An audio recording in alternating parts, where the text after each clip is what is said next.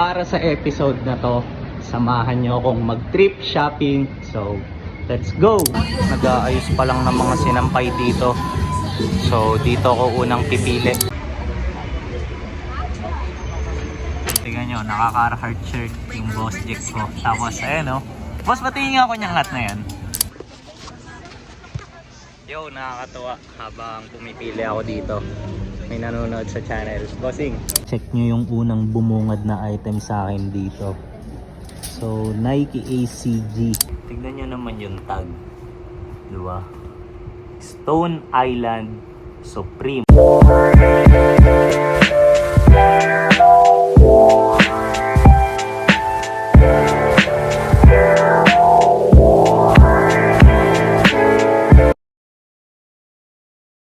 Yo! Good day sa inyong lahat. So para sa episode na to, samahan nyo akong mag-trip shopping. So let's go! Then ngayon ang priority ko talaga is makakuha ng mga pambenta para by December at least meron tayong mga pwedeng pagkunan ng extra income, di ba? So check natin kung ano mga mangyayari. Let's go! Ate, pa-cash out. Magkano nga ulit kapag ka 1K? 20. Okay. Thank you, madam. Okay, last na. Pwede tagbe-20 na lang to. Around 8 AM pa lang. Pero ganito na yung sinag ng araw, oh. Nag-aayos pa lang ng mga sinampay dito. So, dito ako unang pipili. Sakto, buti maaga tayo.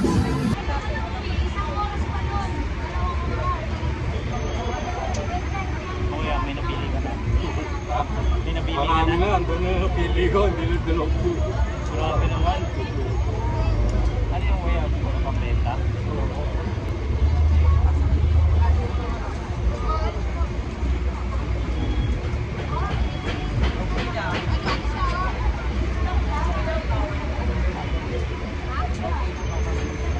Check nyo tong Adidas na to.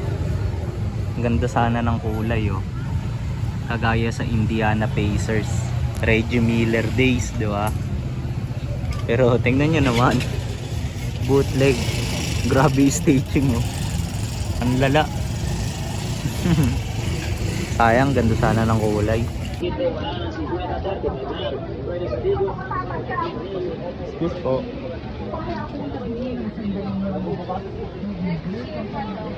Nandito ako sa isang shop ngayon. Then nakakuha ako dun sa unang shop kanina, yun sa may mga nag-aayos pa lang ng pantalon. Kaso hindi ko sure kung legit ba yung nakuha ko eh. So check na lang natin mamaya by the end of this video. Tapos ngayon tingin muna tayo ng iba pa, diba? So let's go. Subscribe na rin sa Roya. Nakita mo? Oo. Nag-upload ako gabi, nandun ka eh. Nakita ka eh. Sabi ko, yung tinanong ko kung PSG yung human made. Tapos pinakita ko rin yung human made. Yo, papakita ko ulit sa inyo yung suot ng bossing ko ngayon. Ang ganda nung hat niya eh. Vintage ba yan, boss? Vintage yan eh, no? Ang ganda niyan. Ito, tingnan nyo, nakaka-heart shirt yung Boss Jack ko. Tapos, ayan no.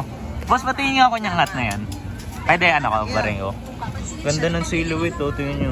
Embroidered, no? Ano? Tapos meron pa dito nakalagay na Mickey Mouse sa likod niya. Pogi na ito. Ganda eh, no? Ayan. So isa to si Boss Jack sa mga nakukuhanan ko dito sa pinag-uukayan ko. Tignan nyo yung isang shirt dito. Ganito yung design, no? Floyd Mayweather versus Conor McGregor. Tapos ganyan yung graphic ko. Ang kulit. Tapos tingnan natin kung may design sa likod. Ah, meron nga. Ayun o. Reebok.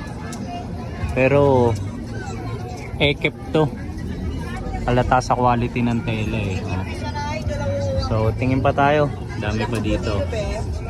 Ang kulit din na itong shirt na to. Namiss ko tuloy yung lola ko. Ayun nakalagay oh. Grandma is my name. Spoiling is my game. Real shit. Check nyo tong piece na to. Although random lang siya, Nagandahan lang ako dun sa quality ng print pati sa kulay ng mga design. Di ba? Ayan o. Buhay na buhay oh. Laser print. As of now, nakakaisang item pa lang tayo. Kaya tingin pa tayo, di ba? Yo, nakakatuwa habang pumipili ako dito. May nanonood sa channel. Bossing, nakapili ka na? Okay na. Okay na? Ano nabili mo? PSG? Nandito ako sa isang shop ngayon tapos puro shorts dito. Ayan, Wrangler. Tapos iba-iba. Ayan, pero mostly Levi's tsaka Wrangler. So ito yung mga iisa-isahin ko ngayon. Vintage na guess oh. Tapos ganito yung tag. Nakakatuwa lang makakita. Hangas. Tapos may ganito siyang tag sa likod oh. Ayan. Guess. Tapos yung iconic na question mark. Ayan, logo nila, 'di ba? So, ayan. Habang pumipili ako sa rack na to, nakakatawa kasi nagulat ako meron palang aso dito sa ilalim mo. Chillin lang siya, oh. Meron dito ang vintage random shirt. Or baka hindi to random, hindi lang ako familiar talaga sa brand. So ganito yung tag niya. Tapos ang ganda, meron ding tag dito sa likod oh, nung size tag. Tapos yan, single stitch all the way. Ayan. Pati dito sa laylayan. Tapos ganito yung design niya. Parang katsa. Ito, itong part na to. So ayan. Ano kayang brand to? By Taylor USA. Sa ngayon, nakaka-3 items na ako. Tapos palipat na ako doon sa mga ibang shop. So hoping ako na sana madagdagan yung mga items na makukuha ko, 'di ba? So check natin kung anong mga meron doon. Papakita ko pa rin, do-document ko pa rin yung mga mangyayari. Labo-labo na dito sa Thailand, tingnan nyo. Check nyo yung unang bumungad na item sa akin dito. So Nike ACG na windbreaker, tapos meron siyang ayan, yung natatago yung hood niya. Tapos yung kasunod niya, ito, bootleg na Adidas, pero ang ganda ng details. So tignan nyo, ganda ng kulay. Tapos meron pang 3 stripes dito sa gilid. Nagkatalo lang sa tag eh. Ayan oh. Hindi pulido yung stitching niya. Ultimo yung mga materials dito sa loob. Kaya nasabi ko na bootleg. Ang ganda rin na itong Nike na to, vintage. Tapos ganito yung tag niya. So most likely packable to kasi may ganito eh. Nagiging bag. Ayan oh. Pogi, windbreaker. Tapos meron pang back hit to, kagaya nung sa harap. Pogi din na ito, Columbia. Tapos meron din dito, asan ba yun? Mga puffer jacket. Ayan o, Moncler. Ayan o. Grabe yung brands dito, ang dami. Sobrang lawak. Ang kulit ng design ng piece na to. Parang yung sa logo ng Vivienne Westwood. Tapos nun chinek ko yung tag. Hindi naman. Loko. Meron din sila ditong Stussy oh. Kaso ito, cut tag. Ayan. Tapos ganyan lang yung design niya. Parang Ebisu yung tirada na itong drone na to. Ayan oh. Kasi sa print niya eh oh. Ganda nitong The North Face na piece na to. Angas ng details. So may embroidered logo dito na hindi mo obvious. Tapos may mga ganyan po. Ganda. Tapos ang angas ng tela nito sa personal. Heavyweight. Meron ditong baggy na wash denim Dickies pants. Ayan o. Ganito yung tag nyo. Angas.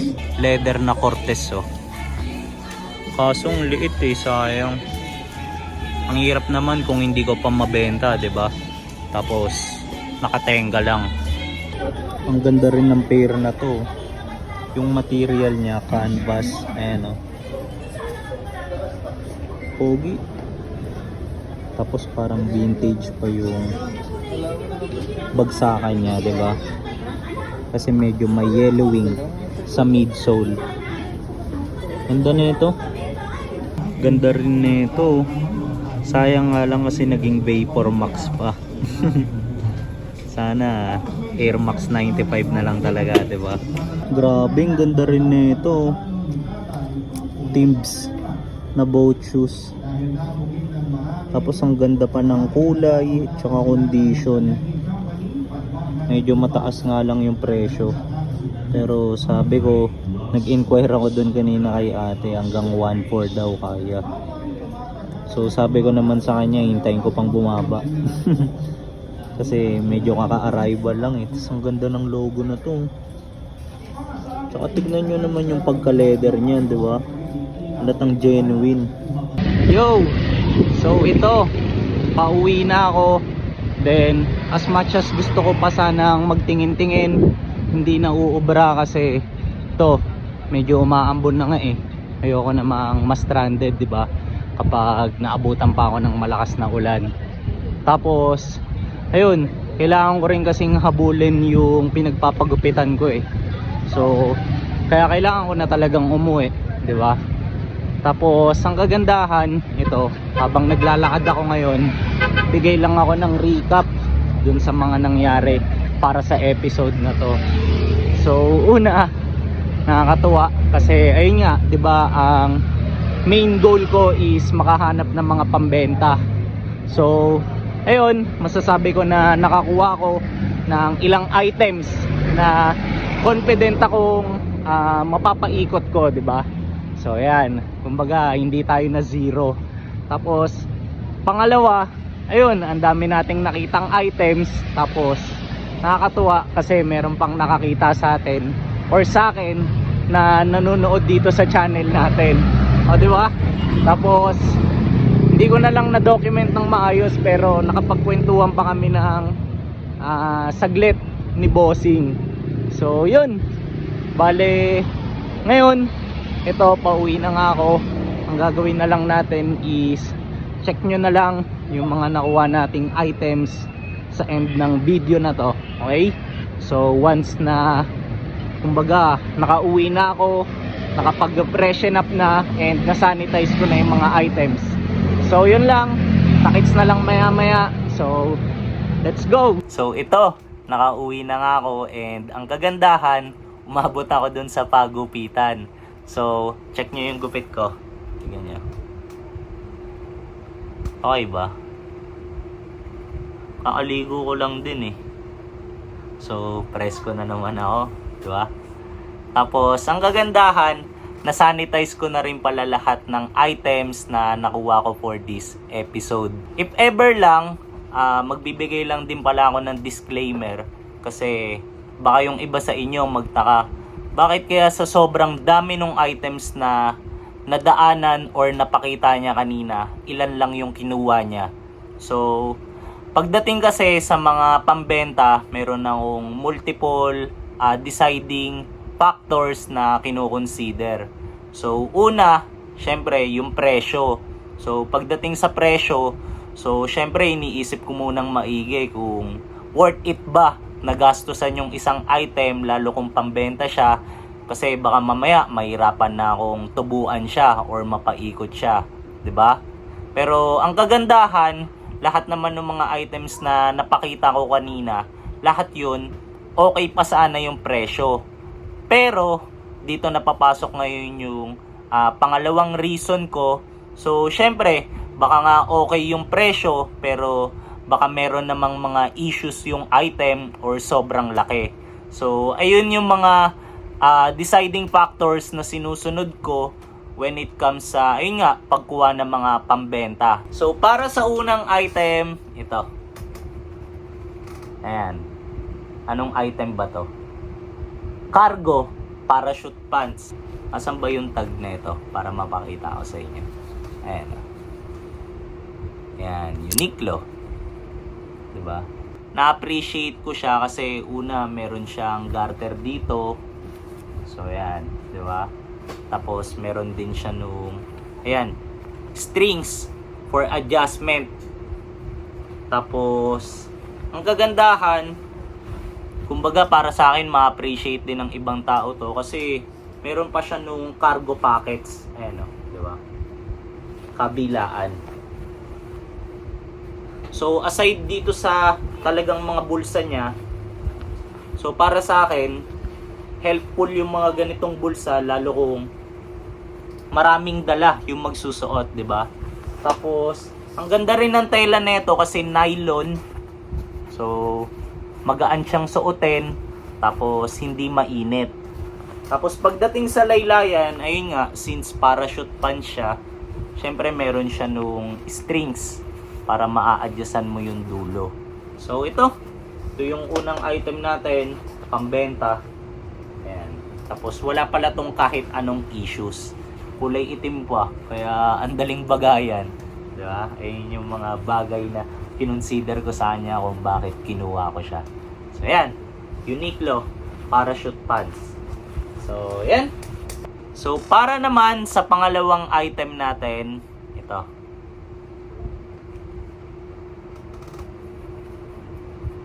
Nike modern. Kita naman sa tag, 'di ba? Tapos anong Nike? Para siyang football shirt. Ayan oh. 'Di ba? Kulay pula. Tapos ang kagandahan sa piece na to, kung hindi ko pa 'tong mabenta, size ko 'to eh. So pwede ko muna siyang gamitin.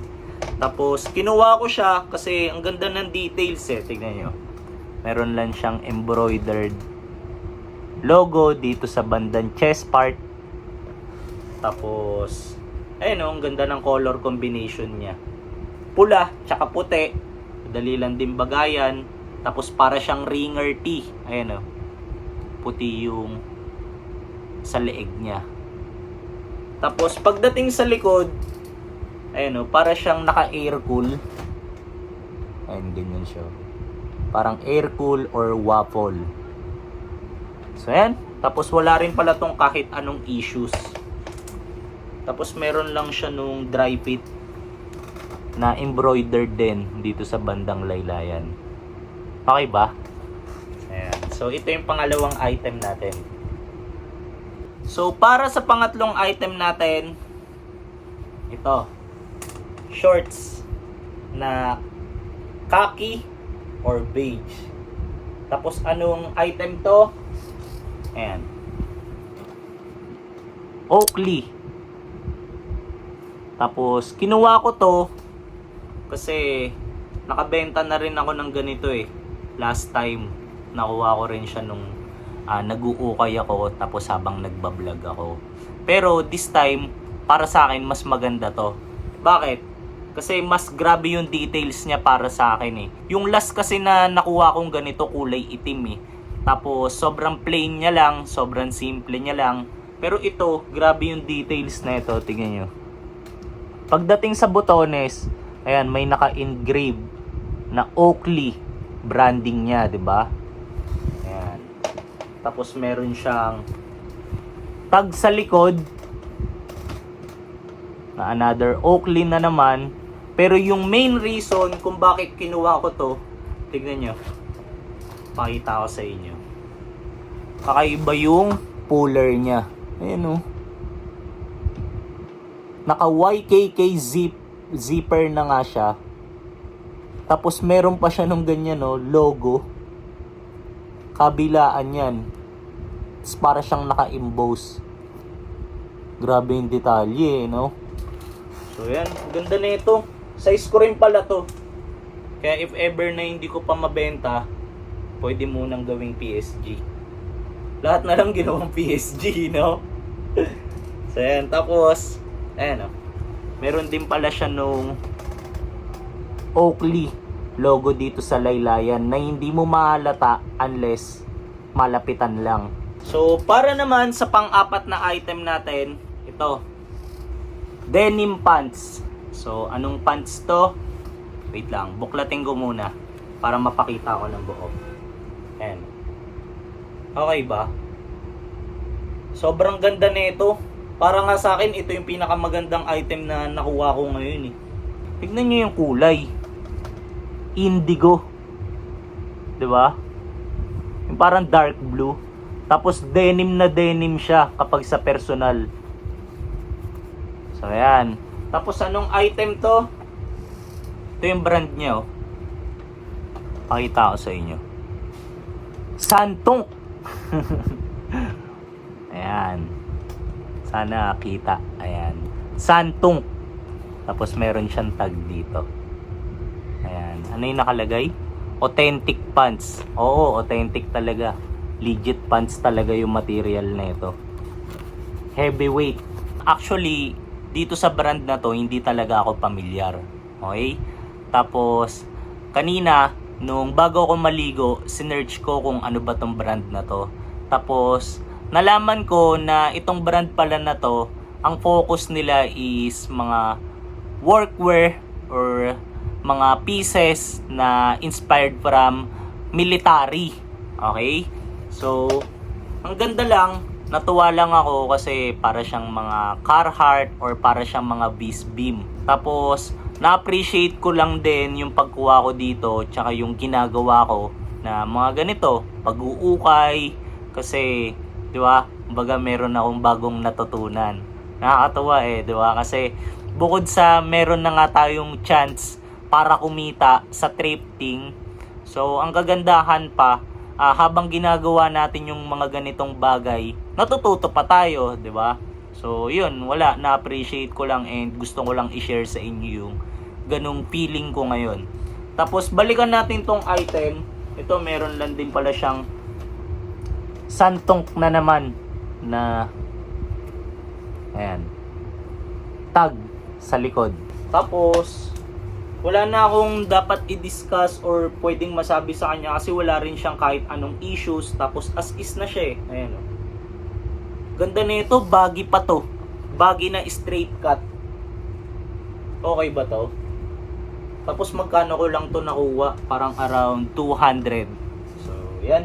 Hindi ko alam kung mahal ba yun. Pero para sa akin, kumpiyansa ako na mabebenta ko to na matutubuan ko pa siya. Tapos ang ganda pa ng mga ganitong details niya. Ultimo yung mga ganito niya. Mga hardwares niya. Meron din ng mga branding ng Santong. So para sa mga nakakaalam sa brand na to, share nyo yung knowledge nyo about sa brand na to dyan sa comment section natin below. Okay? Para mas matuto pa ako and matuto pa tayong lahat. So, ayan. So, para sa panlimang item natin, ito. Charan! Kin na naman. Diba? So, kung napanood nyo yung last episode ko, diba? Nakakuha ko ng kin na pair doon. Tapos, ito, nakakuha na naman ako ngayon. Kin na sandals. Ayun lang yung pinagkaiba. Kasi yung sa last episode, ano yun eh, sapatos talaga yun eh. Pero ito, sandals. So, ayan. Ayan, finisho. Butas yun dito sa bandang likuran. Yun kasi hindi eh. Meron talaga siyang cover dito sa part na to. As in, pair talaga. Sapatos talaga. Ayan. Tapos, discuss natin yung details nito. So, ang pinaka mabibida kong detail nito is, diba, kin siya. Ayan. Tapos, tignan nyo naman. Real 3. Ayan o. Real 3 yan. Okay ba? Ayan o. So, nagpakita na siya. Ayan. Meron siyang kin na branding dito. Tapos, tignan nyo. Yun, ulitin ko lang kasi hindi ako makaget over dito nung nakita ko eh. Real 3. Tapos, ito, wala siyang kahit anong issues. Tapos, yung ilalim niya naman, ayan o. Gum sole. So, nung nakita ko nga to, naalala ko yung mga Janoski days ko eh. Kasi, more on yung mga pair na gusto ko nun. Ito, yung mga ganito yung ilalim. Gum sole. So, pag sinabing gum sole, ayan o, yung mga ganyan o. Brown. Yung sa ilalim. Tapos, yung tapakan nyo sa loob, meron ding parang real 3 na design. Ayan o. Tapos meron siyang embroidered logo na hindi mo rin mapapansin unless malapitan. Kasi yung kulay, itim lang din. Ayun o, Kin. By the way, bigla ko lang din palang naisip. So, minsan kasi may mga nababasa akong comment na parang kung saan daw ba ako nagbebenta. So, check nyo na lang ako sa Instagram ko at MikeLacson_. Kasi out of nowhere minsan bigla na lang ako nag-i-story ng mga pambenta ko eh. So, doon minsan machichempoan nyo yung mga ganitong item. Okay? So, ito, ulitin ko lang, ito yung panlimang item natin, Kin na sandals. So, move tayo para sa pang-anim na item. So, para sa pang-anim na item, ito. Half zip. Half zip na ano? Wait lang, using ko lang yung kwelyo para mas presentable pag binuklat. Ayan. Half zip na vintage RL Polo Sport. Ayun yung tag niya. Tapos, once binuklat siya, ganito siya kapag buo. Okay ba? Ayan. So, discuss natin yung details na ito. So, unahin na natin yung dito sa bandang kwelyo niya. Kapag binuklat yung kwelyo niya, tignan nyo. May ganyan details sa likod. Para siyang may silk. Angas eh, no? Grabe yung details. Tapos, naka YKK zipper. Ayan. Sobrang smooth. Ayan, no? Tapos, ang ganda pa ng pagka silver na itong zipper niya. Ayan, no? Pati ito. Yung ganito niya, hardware niya. So, yan. Tapos, yung design niya, ganito, minimal lang. Ralph Lauren Polo Sport. So, since sa vintage piece na nga siya, so, syempre, hindi maiiwasan, meron na siya ng mga minimal cracking sa print. Pero, ang kagandahan, reflective yan. Ayan, mapapansin nyo naman na sa gilid nung mga print, meron parang mga putek. Tapos, ganito siya pagka binaliktad. Wala na siyang back hit. Pero para sa akin, okay lang kahit wala na. Kasi, pogi na siya eh, oh. Diba? Tapos, tight pa yung mga ganito niya, oh. Pati yung sa laylayan. Buti na lang ito hindi ko size. Kasi baka maging PSG na naman. So, pambenta talaga to. Ayan. So, ito yung second to the last item natin. So, para sa last item natin, so, ironic lang kasi ito yung pinakaunang item na nakuha ko for this episode eh. Tapos, hinuli ko siya sa review. Diba? Pero, yan. Anong item ba to? So, pants. Tapos, anong pants? So, buklatin muna natin. Ayan. Ganito siya kapag kabuo. Ayan.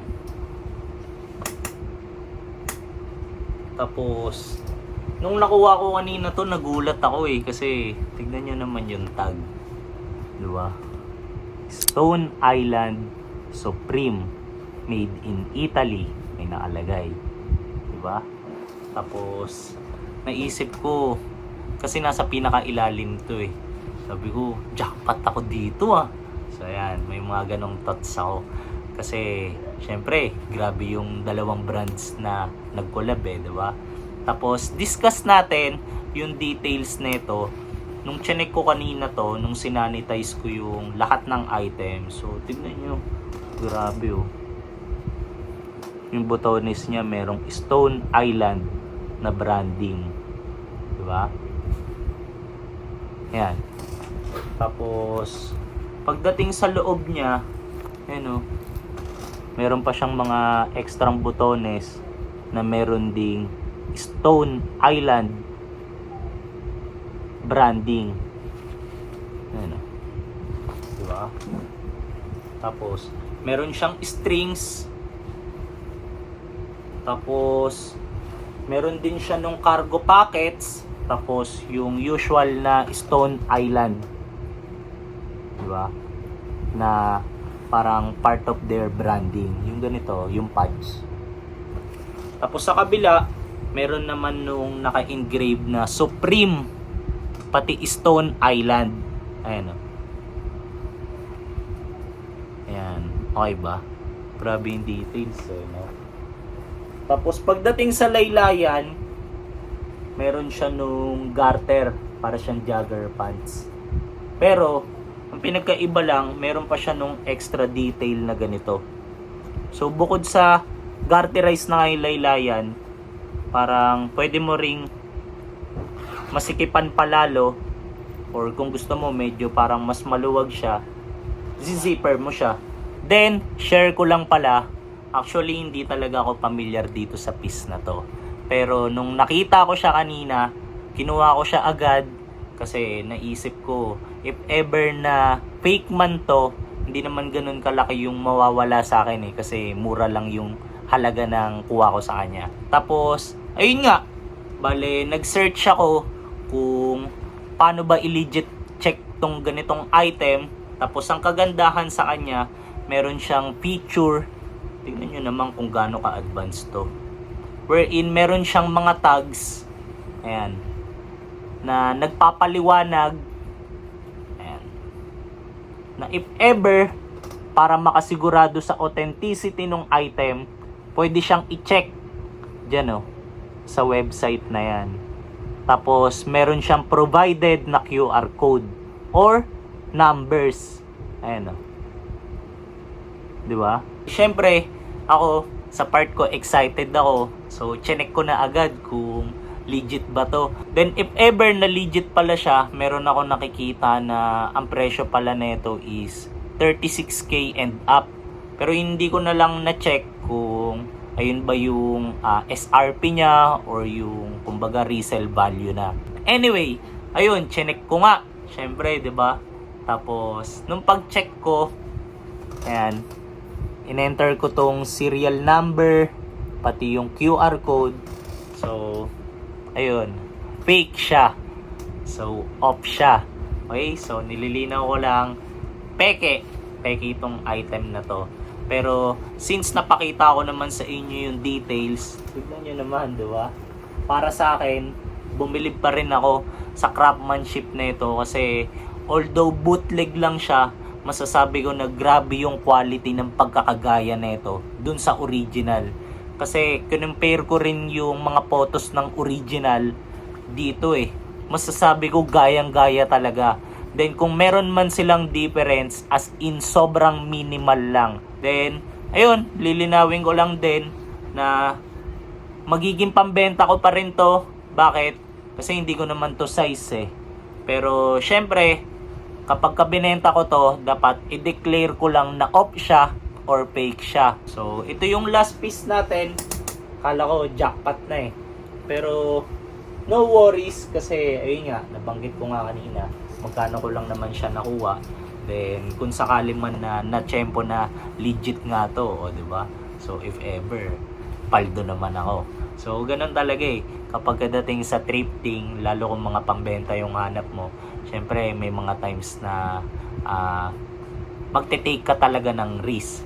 So, ito, yung last item natin. So, since napakita ko na yung lahat ng items na nakuha natin for this episode, so, syempre, matik nyo na to, palagi naman. Parang ito na nga yung nagiging spill ko eh, kapag ka sa ending. So, salamat para sa lahat ng umabot sa part ng episode na to. Tapos, comment lang kayo ng kahit anong gusto nyo dyan, di ba? So, if ever, for example, kung ano kaya sa tingin nyo yung pinakamagandang item na nakuha natin for this episode, or if ever na may mga gusto kayong i-share, lalo na about dito sa mga items na nakuha ko. So, basta, bato nyo lang yan dyan sa comment section natin below. Then, yun, syempre, kailangan ko na ring i-end yung episode natin dito. Kaya ang masasabi ko lang is, ingat kayong lahat. Tapos, wishing ako na more items to come para sa ating lahat na nag-uukay. Alam niyo yun, be it pang PSG man or pambenta. So, yun lang. So, see you sa next kong upload. So, let's go!